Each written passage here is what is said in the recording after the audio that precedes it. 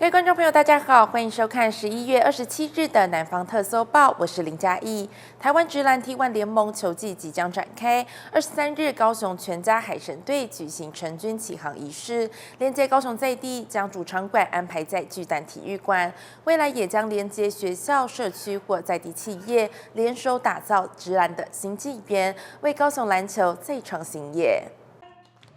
T1 联盟元年开季在即，高雄全家海神队在23日召开成军记者会，高雄市长陈其迈受邀出席启航仪式。他表示，海神队的成立将会扮演领头羊的角色，连接学校、社区以及周边运动产业。相信高雄全家海神队绝对会虏获高雄人的心，一举成为 T1 开季总冠军。全家海神队的成立就会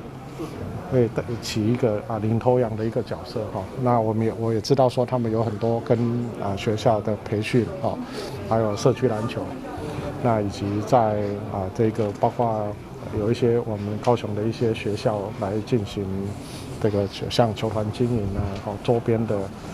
这个运动产业的一个发展都会有非常大的一个帮助。海神队的主场馆为巨蛋体育馆，巨蛋不仅交通方便，还结合周边百货及美食，一应俱全。而球队的董事长侯家齐也表示，将会全力整合资源，做好经营球队的长期规划，为球队打造产业平台，整合并且创造可行的商业模式，让职业运动有更多的可能性。全台湾的这个球场里面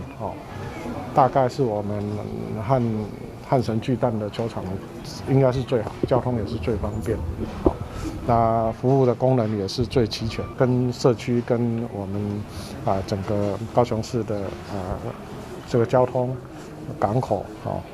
甚至是高铁站这位置都是绝佳的一个地方，那这个球场也是最好的一个球场所以我想一定会有更多的不管是我们的主场，我们的自己的高雄的球迷，或者是客场，其他县市要来，其实也都非常的方便。高雄是运动之城，宜居之都，运动风气十分盛行，期望能够透过职业篮球文化经营与影响力，从高雄出发，为台湾篮球带来新气象。期待高雄全家海神队走入在地，获得城市球迷的认同，成为一支让高雄人骄傲的职业篮球队。记者张世明、林嘉义高雄报道。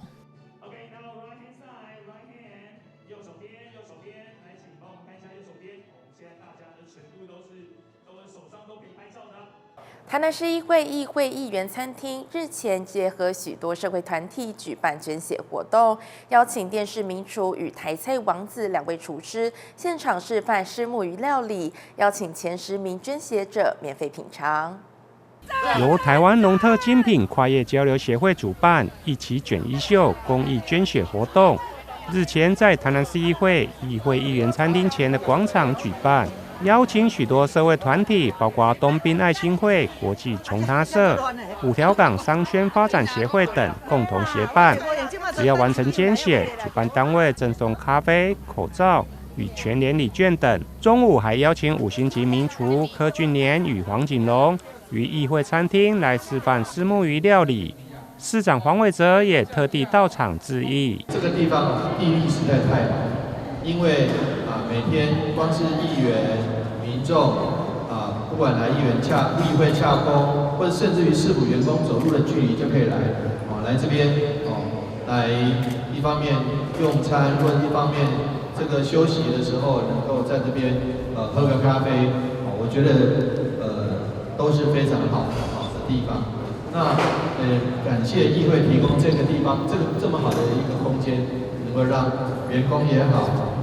还有市府同仁也好，还有我们下方的民众也好，都能够来这边。我想这个是一个非常好的地方。在电视名厨与台菜王子2位现场料理示范，主办单位也特别邀请前10位捐血者免费品尝虱目鱼的料理。记者林根台南报道。2021高雄林雅国际街头艺术节在周末热闹登场，活动一开始就挤满了人潮。现场不仅有吸睛的彩绘墙，更有特色市集及街舞喷漆的艺术呈现，非常热闹。缤纷的涂鸦墙前聚集了许多民众抢着拍照打卡。2021高雄林雅国际街头艺术节在周末热闹登场，活动一开始，整个社区就挤满了参观的人潮，相当热闹。看到那么多的朋友都来这里来欣赏我们这个卫武社区这个彩绘艺术之美，我们真的感到非常的欣慰，也非常的开心。然后呢，每个里民呢都以一颗非常欢喜的心来迎接每一个游客来这边来参与这次的盛会。那尤其今天看到非常多的人群呢来这里呢，把整个社区呢弄得活泼年轻化起来了，我们真的感到非常的开心。不仅有超多艺术家齐聚一堂，现场更有街舞、喷漆等等的特色活动在进行当中，吸引了不少年轻人的前来。这也让里长大呼社区变得好年轻。因为我们艺术节的东西，我们也是吸引了很多年轻朋友。那我们知道，我们第一年我们举办了滑板，那第2年到我们今年的第6年，我们就持续办了街舞比赛。那我们今年我们还有特别增加了一个现场艺术家的涂鸦 PK 赛，那届时我们6点的时候，我们希望我们今年的艺术涂鸦 PK 也变成是我们的新的一个年轻人喜爱的一个活动。那我们今年也因应我们台湾灯会20年后又回来我们高雄，我们今年有很多台湾灯会的一些亮点，那包括我们的壁画，我们今年的壁画把它用夜间照明的方式，让整个壁画民众可以在晚上来做一个欣赏。而街头艺术节今年已是第6年了，林雅区长陈进德也提到，今年活动是2022台湾灯会回归高雄的会前会，邀请民众前来参与，感受高雄的热情氛围。现场除了有缤纷吸睛的彩绘墙面之外，更有一系列的活动与特色美食市集，成功带动了社区的新活力，也让许多民众大呼这真是一场艺术飨宴。记者潘文玉、邱建勋高雄报道。台南市政府为了推广低碳旅游，从今年12月到明年的4月，推出鱼头军领路台南好行绿悠游的活动，规划5大主题游程，邀请多位知名旅游达人担任导游的角色，带领参加的民众体验好吃、好玩又好逛的台南低碳旅游。为鼓励各地游客前来台南旅游观光，台南市政府自12月起到明年4月，规划推出5大主题绿色游程，邀请吴凤、梦多、港仔 Andy 等多位知名旅游达人担任旅程导游，带领参加的民众低碳游台南。是来台南的时候，一直觉得一定会找到最好玩的方法，让我的孩子们开心快乐。那这一次呢，这么多的朋友里面，我是第一位，而且呢，下个星期我是说28号，我跟社长一起要拍一个影片 ，YouTube 影片，然后呢，我要把这个影片分享给更多的朋友，一定会有一个土耳其话的字幕，也会有英文的字幕，让海外的朋友们也了解一下我们台南有什么好玩的，而且这次的我们旅行的精神就是低碳旅游，对，低碳旅游，不仅有美食美食不要吃的像我这么胖就好了哈。虽然我最近瘦了一点但是更有很多文化上的这个景点，还有生态上的景点。刚刚我们吴凤介绍的黑面琵鹭啦，还有这个水蛭，还有很多非常好的一些保育类的这个动物，大家可以看得到。所以说我觉得是规划出这几个路线，不管是喜欢看山的、喜欢看海的、喜欢看鸟的、喜欢吃美食的，通通都有适合你的游程。5大主题包含生态旅游、台南美食、古迹文化、网美景点等等，活动内容多元有趣，适合所有的年龄层。大家可以看到，其实每一个我们的主题它都会有一个很重要的一个目的，就是所谓的绿色旅游的一个基本的一个逻辑我们希望就是说，透过这个绿色旅游的这样的一个搭着公车来旅游第一个你也不用再去担心找路的问题，第二个你也可以为我们的减碳这件事情来尽一份力活动另外一项大好康，就是只要凭2021台南好康券，就能免费报名参加。不过5大主题9个梯次，总共只有200个名额。观众朋友想要报名，手脚要快哦。记者张硕维，台南报道。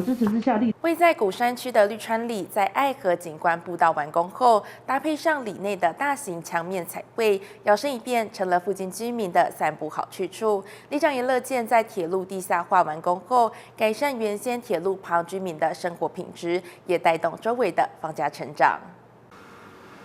爱河景观步道完工后，每到下午都有不少民众会来骑车散步赏风景，而最近新增的大型彩绘更是带动观光人潮。当地里长也期望未来能够再把景观桥的空白墙面补上彩绘，连接绿园道到卫武营的彩绘墙，形成在地的美术廊道。哦，很好啊，差很多嘞。今嘛用安尼加偌水的，你看，我内面安尼大家拢为遮过，大家在咧看，大家在咧翕相。我希望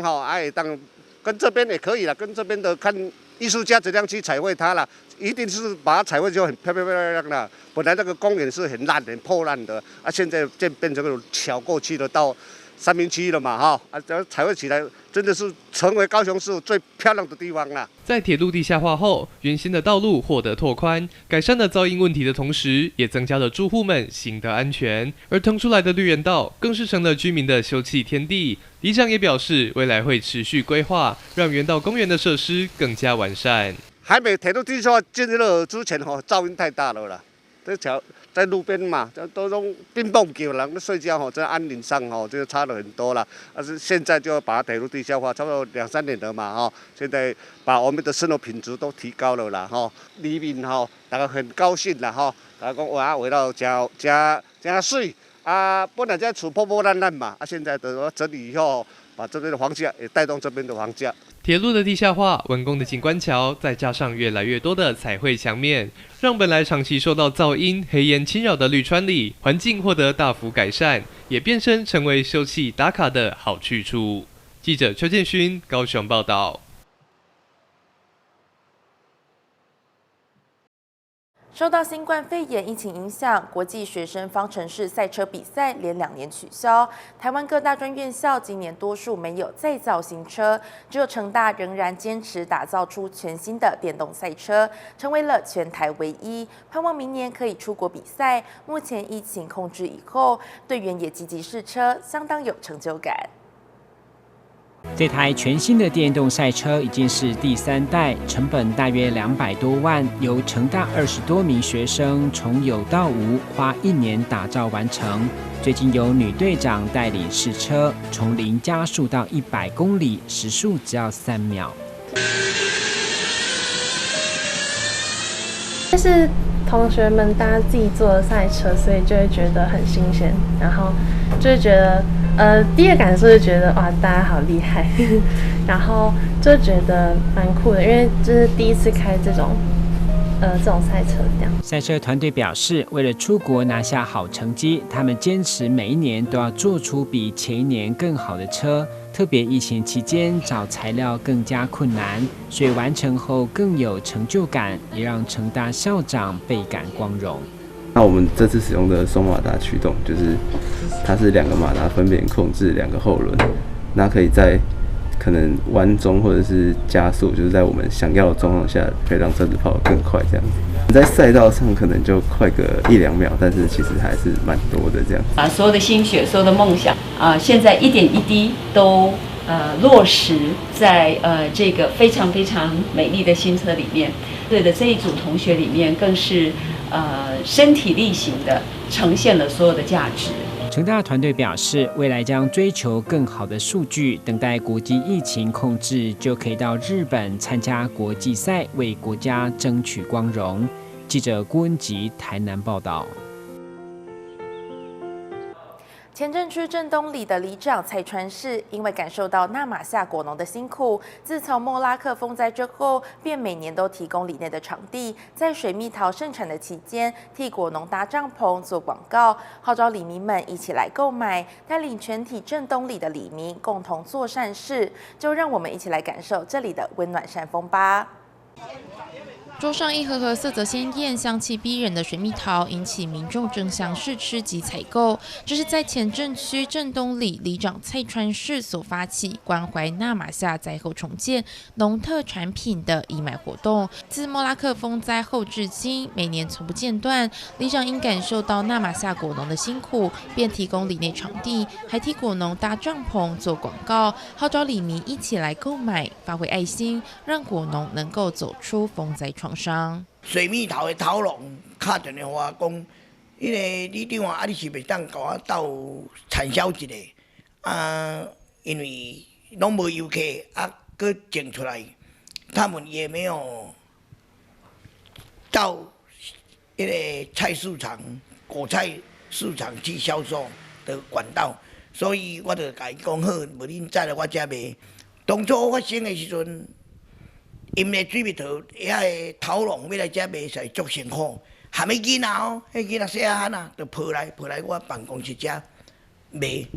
结果第一场甲卖产迄个风评足好个，因为大家拢做爱心的，听到讲纳马夏的居民要来遮卖水蜜桃，所以大家安尼造成。疯狂的抢购，镇东里的善风一举还不止于此。里长连续4年都把选举补助金捐助给南区高雄家福中心，带领全体镇东里的里民一起做善事。里长说，这是他的诺言，要让爱传出去，社会更温暖，跟里民一起同享美好。希望这个发心大家我的里民也好，佮附近的居民也是大众的人。大家发挥这个爱心，有这个社会会当搁较温暖，帮助这个小朋友来过着一个怎讲年终岁末快乐的过年。一定祝好，大家拢对做好代志。手上拿着家福中心及纳马夏区长亲颁的感谢状，里长说，其实心无所求，只希望能够尽一己之力，带里民实际去行动，感受助人为快乐之本的真正能量。记者张世明高雄报道。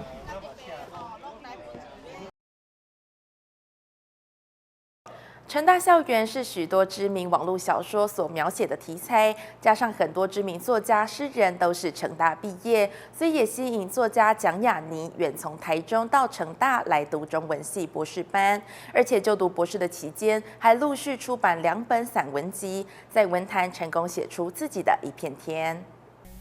34岁来自台中的蒋雅妮，外表清秀，从小就喜欢文学，最后真的念到中文硕士。毕业后也曾到出版社历练，让他更坚定走创作的路。这回因为受网络小说第一次亲密接触的影响，决定攻读成大中文博士。那时候来的时候就会想说，想要知道可以培育出这么多创作者的环境是什么样子。当然也是因为就是我小时候念很多那种网络小说里面的场景，就是女主角都是念就是成大中文，然后还有一些就是偶像剧也会在成大中文拍，所以我会觉得不管是在硬体或是在软体，就是在精神跟内在，其实成大都是一个我会选择它的原因。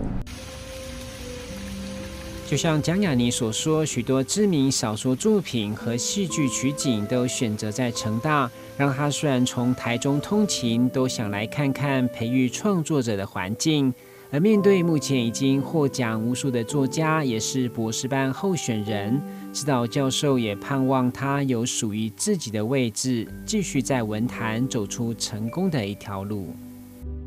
也因为具有这样文学创作的能力使得雅妮来学校变成一个顺势而为的一个优势。平常师生不会讲的话，那我在他的散文里头其实看到他。也希望他可以在成大找到一个自己的位置。蒋雅妮说，可以继续求学是一件幸福的事，也鼓励有想要文字创作的朋友认清楚自己的目标，不断学习成长。记者郭文吉和乔邦台南报道。另一种生活会吞噬它之下的血。爆浆的小笼汤包，光是用看的就让人垂涎3尺。而这间小笼包店就是前镇区新邦里长开的，即便事务繁忙，还是会到店里监督品质，就是想给客人吃到最新鲜好吃的汤包。位在高一附近的热河街是美食的一级战区，而其中的这家小笼汤包店一开张就引来人潮，现点现做现蒸，新鲜的用料一点都不马虎。因为这个东西不可以放，因为葱它是辛辣的东西，葱啊本来有透浆，啊你要加工哦，葱啊较高炒酸，所以都爱冬日很切的。用筷子一戳开就爆浆，皮包之多是这间小笼包店最大的特色，一口塞进嘴里非常满足。而身为老板，同时也斜杠里长的薛文龙，开店已经18年，坚持卖单一品项，充分展现出对料理的信心。它的皮薄薄的哈，汤汁又很多，我一咬下去然后有时候汤就喷出来，所以要用汤匙才会接一下。我就是卖单一哦，就是卖汤包而已。因为做一件事情哈，食材要用心，因为本身在家里要熬那个汤汁哦，就是我们的大骨汤哦，要熬了差不多要18个小时。真的叫遵循古法去熬制。每到早餐时间，店内就高朋满座。除了汤包之外，酸辣汤也是店里的特色之一。一碗汤里满满的料，只要25元。它的酸不是说很酸，可是它的酸也是有带一点劲，也非常好吃，会爽口。汤包配酸辣汤刚好会解腻。重点我们料也是很实在。客人觉得说价钱跟食材可以接受，他们也愿意点酸辣汤。而如今里长的事务繁忙，因此也将这间店接棒给儿子管理。但里长依然十分要求品质，跟了他超过20年的资深员工都大赞，老板真的很好。现在当里长就把这个事业交给儿子他们去管理那我就专心做里长就好。偶尔我会过来看他们的品质有走前去无。头家对阮好啊，对员工赞啊。对阮足照顾啊！下次经过热河街，不妨停下脚步来吃吃看这间里长特制的小笼汤包，就会知道为什么能够在这场校园美食争夺战中生存了将近20年，还屹立不摇。记者林嘉义高雄报道。左营区崇实里长照站有一堂纸艺课程，老师利用各类纸类回收物，就能教长辈做出各式的玩偶和吊饰。长辈们在老师的指导下，有的用折纸，有的用剪刀剪，在剪贴之下，可爱的纸艺作品就完成了。放在家里展示，长辈们都好有成就感。这个可爱的海盗人偶是怎么做成的呢？原来它的身体是卫生纸的纸筒，黄色和蓝色的色纸贴在上面就成了头和身体，再用剪刀剪出咖啡色的头发，还要用竹签帮它烫头发，剪出刘海。长辈们都越做越有趣。年纪大了，可能这个手有一点点这个稳定度不太够所以就剪这个头发是比较有点难处了。我是把它弄的时候有断一根。这么一根小小的一根，